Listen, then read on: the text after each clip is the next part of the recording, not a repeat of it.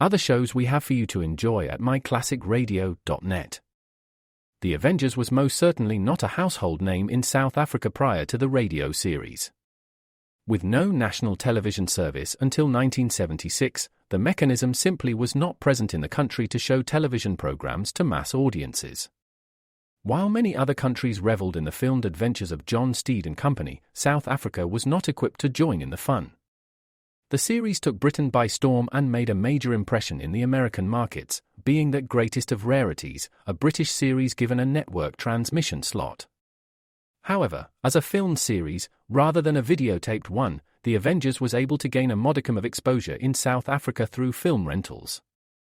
Come and listen at myclassicradio.net.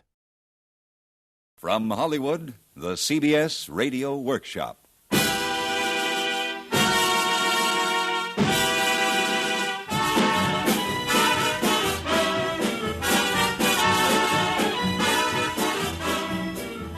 CBS Radio presents the CBS Radio Workshop, the theater of the mind, dedicated to man's imagination.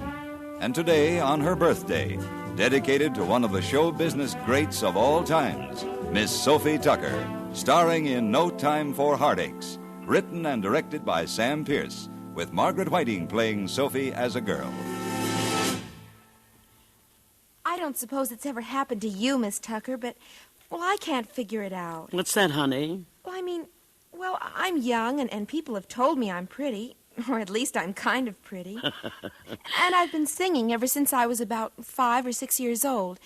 But every time I get to You sit in your room at the Beverly Hills Hotel listening to the girl. You listen and you look. And she is young.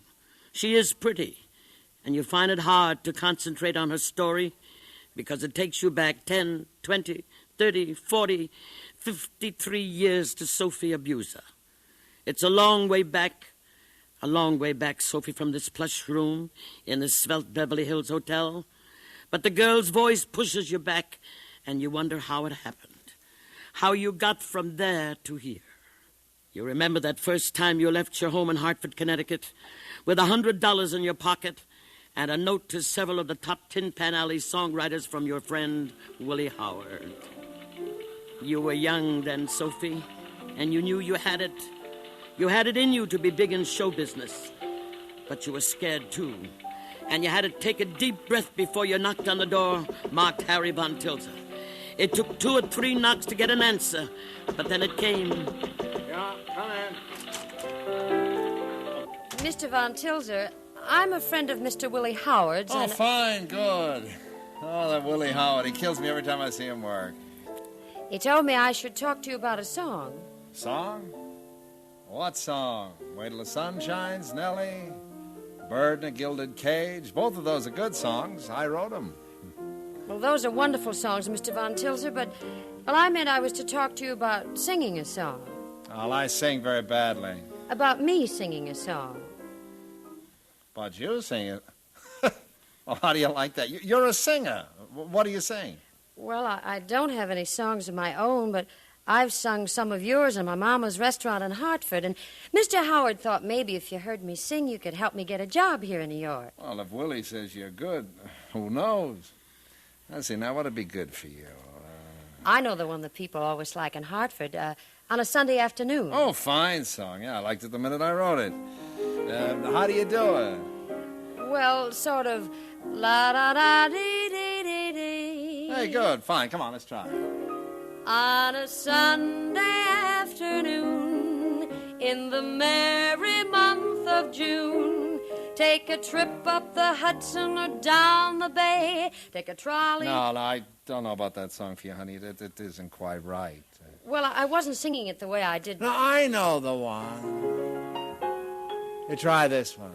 Mm-hmm. Now, here, the words are here in the sheet music. I'm going to afford to leave you. Well, you know when I go that I was the fella with the No, that's not it. Yeah. Well, I used to sing Wait Till the Sun Shines, Nellie.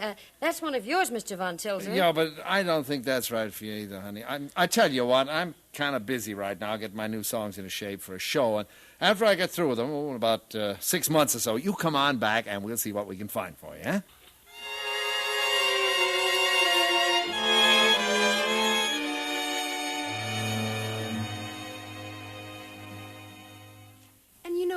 thing that I really can't understand, Miss Tucker, is the way the studios always think they know what's best for you. I mean, well, like last week, I got a call from Paramount, and they had a part they wanted me to test for. And the minute I saw it, I knew it wasn't right for me. It was a kind of a stupid girl, not even pretty or anything, and she had to wear frumpy clothes, and I just couldn't do it, Miss Tucker. I wasn't right for the part. Not right for the part. Not right for the part. Does that ring a bell? A kind of a sour bell at that. And yet, a bell that rang out the start for a lot of wonderful things for you, Sophie. You've been working at the German village, singing from 50 to 100 songs a night for a salary of $15 a week. And you know that you've got it. You know the folks like you. You also know you can't make big time singing 100 songs a night for $15 a week. Then some of the boys at the music publishing houses tell you about the amateur nights at the 125th Street Theater. And the next amateur night, you're lined up with 50 other girls and waited your turn to see the head man, Mr. Chris Brown. All right, girls, don't be in a hurry. Listen, we got all the time in the world. We'll get to every one of you before the night's over. Now, you, what's your name? Gladys Folly. What do you do? Oh, I act. I do imitations of people and birds. All right, Gladys. Let's hear something. Sure. This is an imitation of a bird. That's a bird? Oh, sure. This is an imitation of a donkey. All right, Gladys. All right, thank you. Next. I'm next. I know. What do you do? I sing, and my name is Sophie Tucker. I've got some songs here with me. Okay. All right. Try these three. Hey, Charlie, take these and play them for this girl here, will you? All right, Mr. Brown. Here they are, Mr. Charlie. Now, I do this first one sort of free on the verse, and then I hit it on the chorus.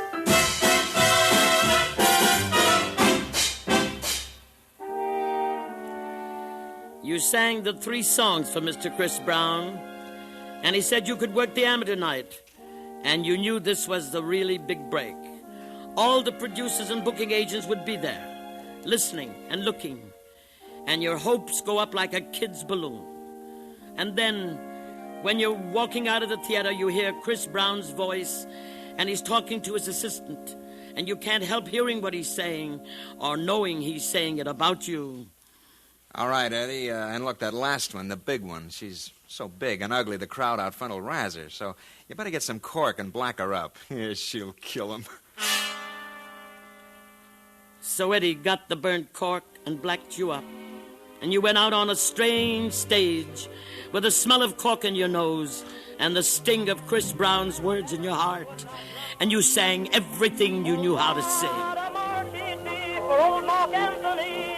A real Egyptian well-dressed man wore nothing but a coat of tan in old King Tut, Tut, Tut, Tut, Tut, Tut, King Tutty's day. And they liked you. You're a hit. And you started an act that took many years to get away from. Sophie Tucker in blackface. But your blackface act did lead you to the second Ziegfeld Follies. You won't forget that one, will you, Sophie? You stopped the show. You held up the $40,000 closing production number for 40 minutes while they kept calling you back to sing another song. And when you walked off the stage a hit, you hear the star of the show in the manager's office, and you learn something new, something you didn't know before. I will not have her in the show with me. I'm the star of the show and a singer. One singer's enough. I want her out of the show, and that's final. Yes, you learn, Sophie, you've got to be good. But you've got to choose your time and place to be good in. Miss Tucker? Miss Tucker? Oh, I'm sorry, but I guess you weren't listening to what I was saying. Forgive me, honey. I was listening. I was just sort of thinking of something else at the same time. Well, actually, I didn't mean to take up so much of your time when I came over today, but, well, there's so much I don't understand about show business. And you were in it for so long. I'm still in it, child, very much so. Oh, I didn't mean it that way, Miss Tucker. But, well, take this business of an agent always telling you what to do. I don't see why that's right. I'll bet you didn't always have some old agent telling you what you could or couldn't do. I mean, well, like yesterday, he told me that I was wrong about not taking... You look at the girl. She's sincere. She really means it. And you wonder how you can tell her what a good agent and friend can mean to any performer. And you remember the man who meant so much to your career, William Morris Sr., the boss. He gave you your first booking in Chicago at the American Music Hall, and you promised yourself to make the people like you. You went on number 4 out of 20 acts, and they wouldn't let you off. Virginia, I'm as lonesome as the lonesome pine. Say I would give my soul. And later, Jack Lake, the publicity man for the William Morris Circuit, spreads the word to the critics to come to the American Music Hall and hear the Merry Garden of Ragtime. And they came, didn't they, Sophie? Percy Hammond. Sophie Tucker's songs are not for parlor use, but they're certainly a success with the audience. Amy Leslie. Her songs are near to shocking, but Miss Tucker's fairness, her calm amiability, ready smile, and emphatic gestures carry her through, even without a bump. And Ashton Stevens in the Chicago Herald-American. That was a piece, wasn't it, Sophie? And speaking of elephants and ladies, there's Sophie Tucker. If life were as large as Sophie Tucker, there would be room for all of us. I don't mind saying at once that Sophie Tucker is my headliner. Some of her songs are red, white, and blue, and some of them omit the red and white, but they are never quite dark navy blue. Rather, they are inclined to be evil only to the fellow who brings evil with him. If your heart is pure and your mind like the beautiful snow, you will have a lovely time while Miss Tucker is singing, "But He Only Stays Till Sunday," and "I Just Couldn't Make My Feelings Behave." Even less secular is the New York rag, Carrie, which becomes a syncopated Harry Carey before Miss Tucker is finished with it. Miss Tucker can move an audience or a piano with equal address. Don't miss any of her.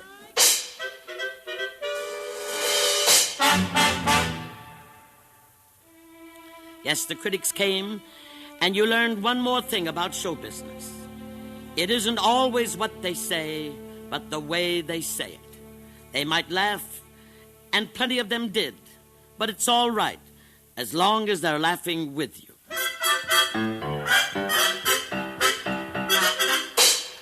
You know, Miss Tucker, my agent is always talking about what I should do. He even wants to tell me what kind of songs I should sing.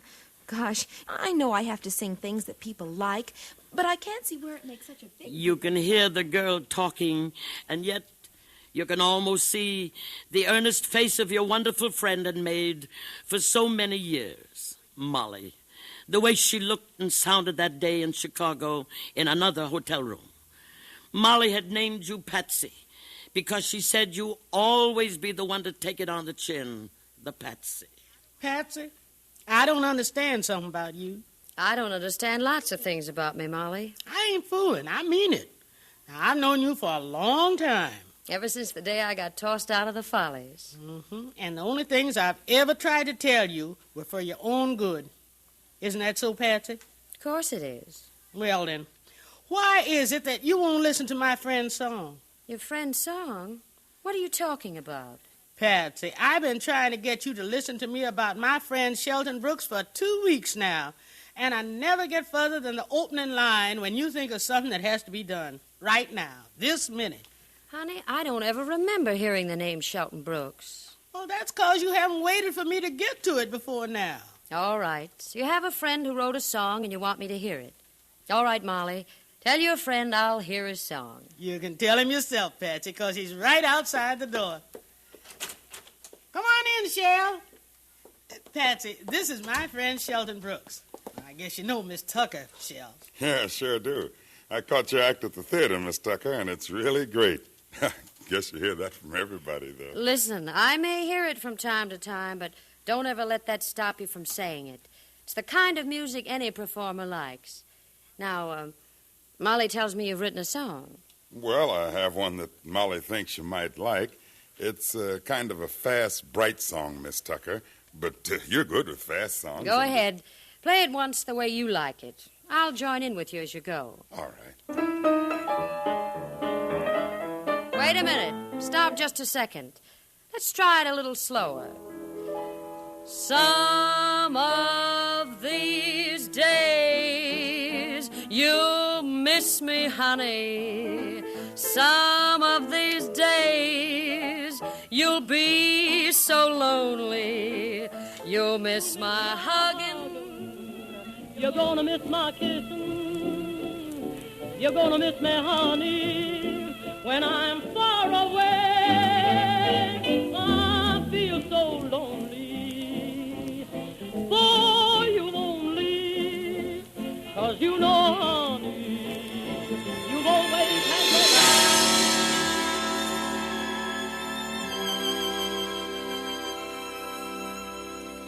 Yes, that's a day you'll never forget, isn't it, Sophie?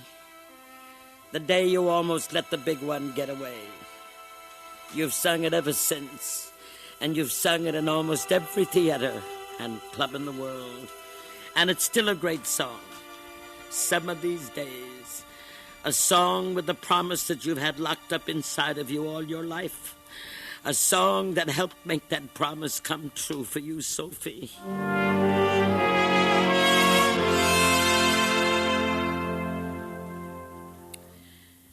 Yes, you were going great, headlining at big-time vaudeville houses, rolling up successes from coast to coast. And then you open up a letter one day from William Morris. You call him the boss. He tells you he sold your act to Reisenweber's for a 4-week contract. Reisenweber's, a restaurant, which is just how you started so long ago. And it makes you mad. But the boss tells you it'll be the start of something new for you. So you open at Reisenweber's, and it starts a whole new era. After you've gone and left me crying, after you've gone, there's no denying. You'll feel blue, you'll feel sad. The list of names that played the room or came to have fun was a who's who of show business. Paul Whiteman, Abe Lyman, Guy Lombardo, Eddie Cantor, Al Jolson, Ruby Keeler, Ray Bolger, Ethel Merman, Ted Lewis. The list is endless. And as always, the boss was right. From the Sophie Tucker room at Reisenweber's restaurant, the idea spread and linked arms with the jazz era to become the nightclubs of the future. Miss Tucker, your doorbell's ringing. Yes, of course. Come in. I have a message for you, Miss Tucker. Thank you, son, thanks. Thank you, Miss Tucker. Now, let me see. Oh, it's from my pianist, Ted Shapiro. You look at the familiar scrawled handwriting on the note, and you remember that time so very long ago when your regular pianist, Al Siegel, told you he was leaving.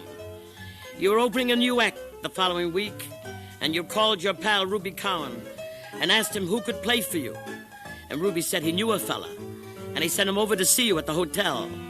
He walked into the room, a tall, thin kid in horn-rimmed glasses, looking solemn as an owl. I'll never forget it. Miss Tucker, I'm Ted Shapiro. Yes, come on in.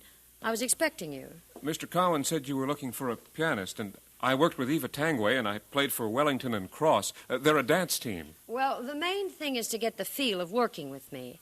I never do the song the same way twice, but I like to feel free and easy with what I'm doing. I see. Well, shall I try one here? Sure. Let's try this one.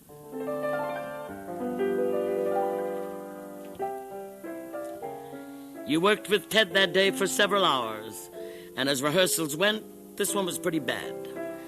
Poor Ted couldn't transpose, and you couldn't sing the original keys, but you told him to work out the routines, and you'd use them next week at the Jefferson Theater. Remember how it went, Sophie? You played the bill, and when you closed after a big week, you were in a hurry because you were leaving for London next week. You were just leaving the theater when he stopped you. Excuse me, Miss Tucker, but I wondered... Well, I sort of wondered if you were satisfied with my piano playing. I'll let you know later.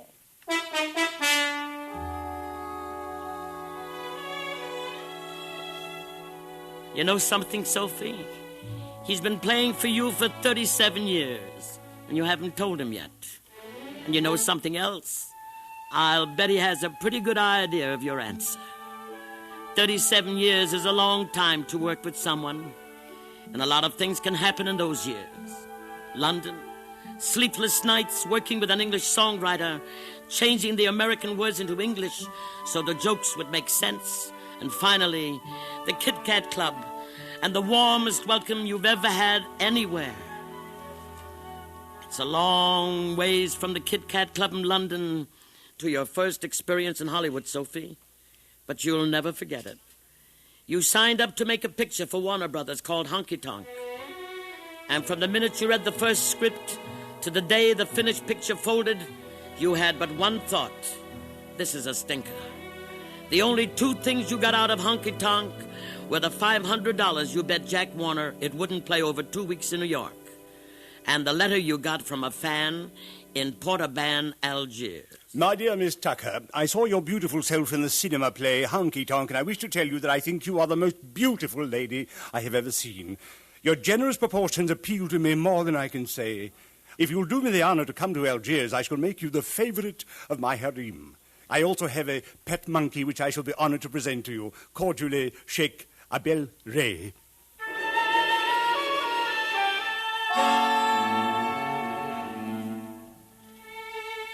But you did come back years later, Sophie, and you made Broadway Melody at MGM with Eleanor Powell and Robert Taylor, and a young vaudeville girl by the name of Judy Garland. And to you, it wasn't the greatest picture of the year, but it helped you to forget Honky Tonk. And it taught you another lesson about show business, Sophie. Stay with what you know best, and you know vaudeville, and the clubs better than anything. And you went back to the cabarets and the clubs, and you're playing them now. And when you look around and see all your friends at ringside tables wherever you play, you know you're in the right business, Sophie. You know it for sure.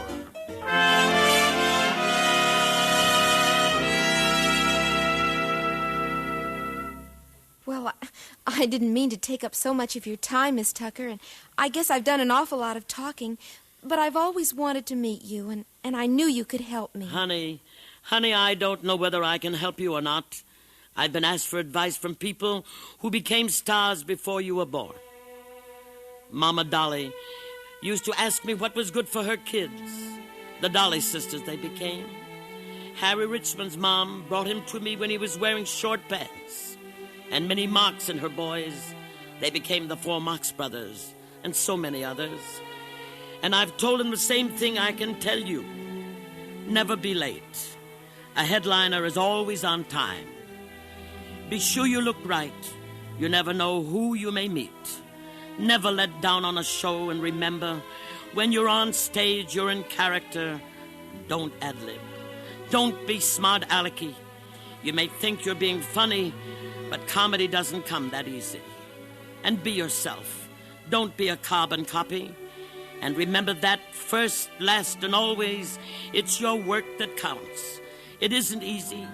And there's no time to be sick or to make any excuses. There's no time for heartaches. But if you make good in show business, it's something to be very proud of. It's well worth working for. And one thing more. One very important thing you must do. Take a look at yourself every day.